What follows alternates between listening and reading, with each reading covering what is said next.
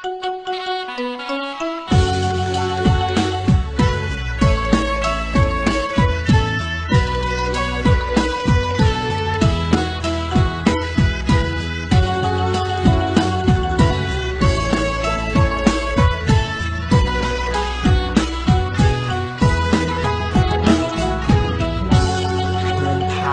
ុំចាំយូរខែយូរឆ្នាំចាំស្នេហ៍3ឆ្នាំ5ខែព្រោះតែ$5000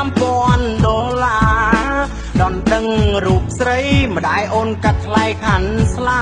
ឆ្នាំនេះចូលស្ដីជីវ៉ានឹកស្មានថាបានរួមភក្តីស្មោះស្នេហាបងធ្វើចុងការ3ឆ្នាំម្ដាយស្ងួនព្រមចាំតាមពាក្យបណ្ដាំ$5000ស្លៀកពាក់ហឺហាយកបណ្ដាការមកជូនអូនណាស់ភ័យអស់ទាំងខ្លួនស្រាប់តែម៉ែអូនឡើង10000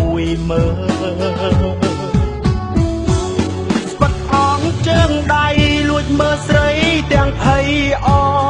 បើរូបខ្ញុំក្រឲ្យរកប្រាក់បានមកពីណា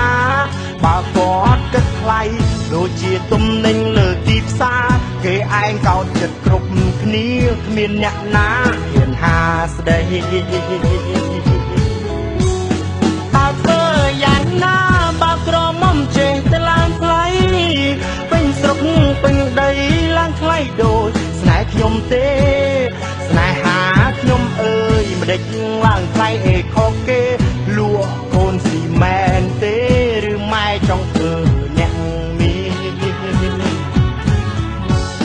បងគប់ម្លឹងតើមានអ្នកណាហ៊ានបងអាណិតខ្ញុំផងមានតែ$5000ម៉ែអើយធ្វើម្ដេចរូបខ្ញុំ